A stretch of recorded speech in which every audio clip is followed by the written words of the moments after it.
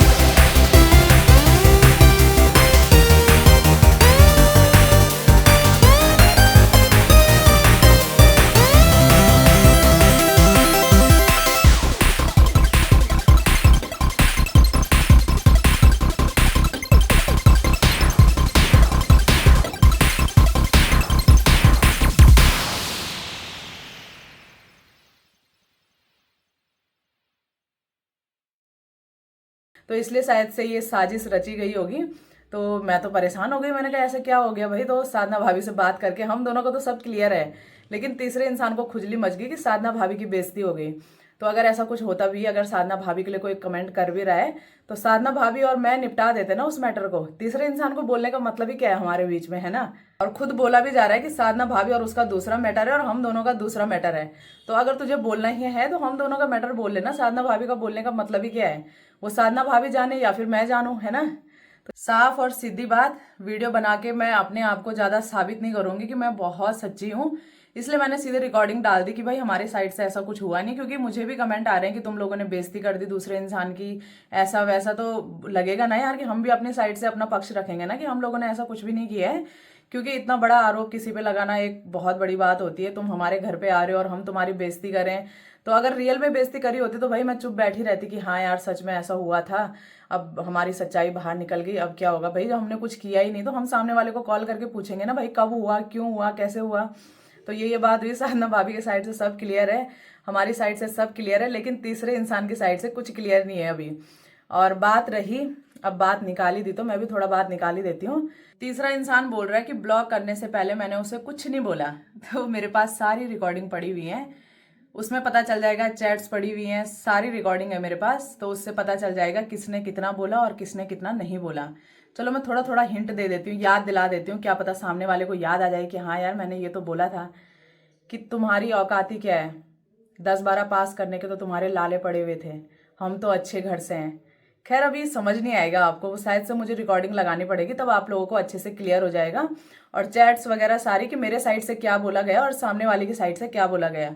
मैं कभी भी बात नहीं निकालना चाहती थी, आप लोगों ने देखा होगा इससे पहले भी मैंने जब बोला था Q&A व्लॉग में, तो मेरी सिर्फ ये लाइन थी, हमारी बातचीत नहीं होती है, सिर्फ इतनी ही बात कही गई थी। लेकिन अभी जब सामने से बात निकाली गई, हम पे आरोप लगाया गया कि सगाई में जाके इनकी बेइज्जती करी गई, इनकी भी नहीं साधना भाभी की, लेकिन मिर्ची लगी तीसरे इंसान को, उसने वीडियो बना दी।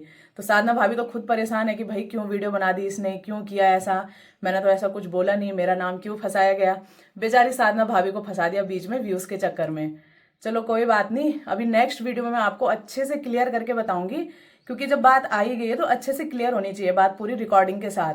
और सामने वाले को भी बोलूंगी मैं, अगर मेरे खिलाफ आपके पास कुछ है, जो मैंने तुम्हें कुछ गलत बोला होगा, तो आप बिल्कुल डाल सकते हो सोशल मीडिया पे, क्योंकि मुझे पता है मैं गलत नहीं हूं, तो मैं क्यों डरूंगी। मुझे तो साधना भाभी को देख के हो रहा है यार, बेचारी साधना भाभी को क्यों फंसा दिया होगा बीच में। भाई तेरा मेरा मैटर है, तो अगर लोग तेरे से क्वेश्चन कर रहे हैं दोस्ती क्यों टूटी, कैसे टूटी, अगर इतना ही वो करना है, साबित करना है खुद को, तो मेरी बात लाती ना, अपनी बात लाती। साधना भाभी को क्यों बीच में फंसा दिया बेचारी को। तो इसीलिए मैंने साधना भाभी से क्लियर कर दिया सब चीज। भाई मैंने कहा अगर ऐसा कुछ है तो अभी भी बता दो, हम लोग माफी मांग लेंगे भाई। अगर हमारी साइड से आपको लगता है कि कुछ हुआ है तो हम अभी भी माफी मांगने के लिए तैयार हैं, क्योंकि हम लोग भी नहीं चाहते हैं कि किसी सामने वाले का दिल दुखे हमारी वजह से। तो साधना भाभी से सारी बातें क्लियर हो चुकी हैं। बाकी रही बात हम दोनों की, अगर इससे आगे कुछ बात बढ़ती है, सोशल मीडिया पे कुछ भी बात आती है हमको लेके, तो फिर तो रिकॉर्डिंग आनी ही आनी है। तो इसलिए बस मैं वेट कर रही हूँ नेक्स्ट वीडियो का। जैसे नेक्स्ट वीडियो आती है मेरे ऊपर, भाभी के ऊपर, किसी के भी ऊपर, तो सीधे रिकॉर्डिंग पड़ेगी यूट्यूब में, फिर आप लोगों को पता लग जाएगा कौन कितना सच्चा है, कौन कितना झूठा है।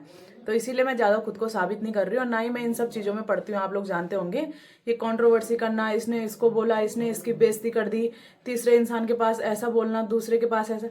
तुमको क्या मतलब है साधना भाभी, मेरी लड़ाई हुई, बहस हुई, कुछ भी हुए तो तुमको क्या मतलब है, तुम कौन होते हो बीच में बोलने वाले। साधना भाभी के हस्बैंड बोल सकते हैं, वो बोल सकते हैं अगर हम दोनों की इतनी खतरनाक बेइज्जती हुई है, मतलब मैंने उनकी बेइज्जती करी है, तो वो बोल सकते हैं, लेकिन तुम्हारा तो मतलब ही क्या बनता है। तो इसीलिए मुझे साधना भाभी के लिए भी थोड़ा बुरा लग रहा है, बेचारे बीच में फंस गई बिना बात का। तो अभी बस मैं वेट कर रही हूँ नेक्स्ट वीडियो का। अगर कुछ भी नेक्स्ट वीडियो आती है तो फिर तो सीधे रिकॉर्डिंग पढ़ने वाली है। बस यही कहना था, ज़्यादा खुद को साबित नहीं करूंगी। हम लोग इज्जतदार घर से हैं, आप लोगों को पता होगा मैं कभी भी ऐसे कंट्रोवर्सी वाली वीडियो नहीं डालती हूँ कि इसने मुझे ऐसा बोला, उसने ऐसा बोला, क्योंकि आज तक मैं भी ये बात निकाल सकती थी सोशल मीडिया पे, उससे ज़्यादा सवाल मुझे आते हैं लोगों के। आप लोग भी जानते हो आप लोग कहाँ ज़्यादा सवाल करते हो, तो इसलिए मैं भी वीडियो ला सकती थी, लेकिन मुझे ये सब चक्कर में पड़ना बिल्कुल भी पसंद नहीं है। वो तो सामने वाले ने वीडियो डाल दी, हमारे ऊपर इतना बड़ा आरोप लगा दिया कि साधना भाभी की बहुत बेइज्जती करी गई, कि जो बोलने लायक नहीं है। तो भाई हम तो बोलेंगे ना, क्योंकि मुझे लोग पूछ रहे हैं कि तुमने क्यों बेइज्जती करी किसी के घर में आके। तो इसलिए मुझे बस क्लियर करना था, इसलिए मैंने ये वीडियो बनाई। बस मैं वेट कर रही हूँ नेक्स्ट वीडियो का, उसके बाद सीधे फिर यूट्यूब में रिकॉर्डिंग आने वाली है, फिर दूध का दूध पानी का पानी हो जाएगा।